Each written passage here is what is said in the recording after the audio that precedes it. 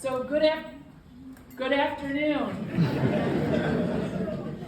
It is incredible to see a room full of so many friends, leaders, and students. My name is Denise Abbott, and I have the honor of serving more than 145,000 union members and retirees as president of the Western New York Area Labor Federation, AFL-CIO. When I thought about a message I might share with you all today, there was so much I felt I wanted to say. But here's what I think needs to be said.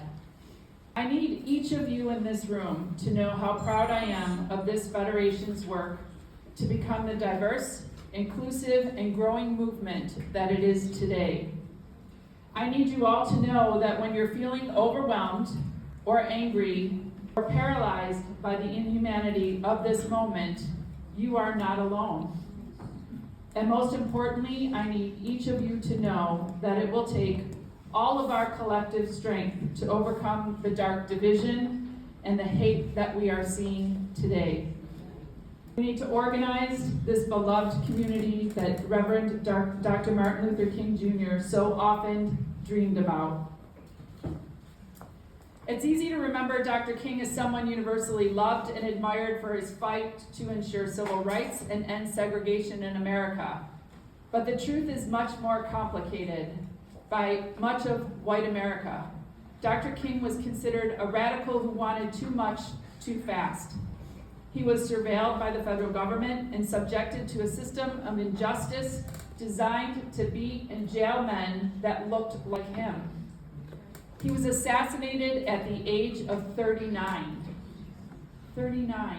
after surviving multiple other attempts. Watching what is happening today in Minneapolis, union members, mothers, and Black and brown activists resisting the illegal occupation of their city by federal agents, the tear gas and flash grenades remind us that progress is fragile.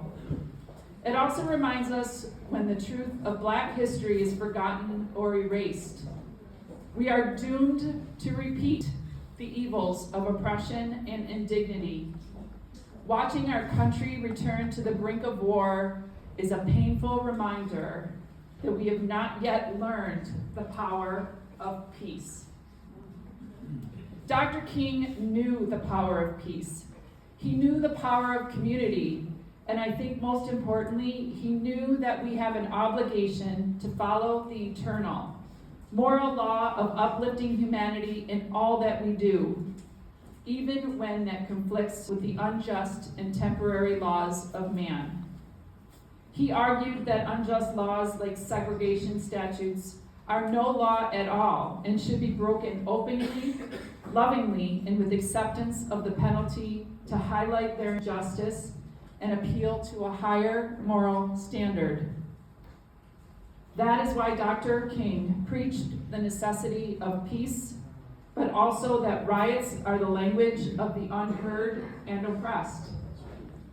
To all of my friends and siblings gathered here today, I say without a doubt that the time to break the immoral law and uphold moral justice is here. Many white Americans are just waking up to the tyranny that Americans of color have lived their entire lives. And in a moment that we require all of us to stand together in solidarity, we can't indulge the knee-jerk desire to admonish them for taking so long. It is vital that each of us welcome with open arms anyone in our lives who has seen the light of peace. I would be remiss if I did not mention that right now, some of our union siblings in Western New York are being unjustly detained by ICE, and others have disappeared. Just last Wednesday, Dr. Shobi Hassanov, I think I said that right, a UUP member. He is a father, he is a medical researcher at UB, was detained after mistakenly making a wrong turn at the Peace Bridge. For more than a week, he has been held in a federal detention facility, despite holding a valid visa that authorizes him to live and work in the United States. He is sadly not alone. Here in Buffalo and across the country, we know just how deadly and violent the plague of racism can be. I will end with a message for all of us, but especially for you amazing students who are here with us today. There's a reason that darkness cannot drive out darkness. There is a reason that the answer to hate is not more hate, but endless love. Because love demands dignity in how we live, it demands respect for every individual, and it's infinitely more powerful than the fear that hate relies on. Do all that you do with love. Resist the temptation of hatred, and whether you are a student, a union member, or a community leader, know that it will take all of us working together to truly live the legacy of that Dr. King has left for us.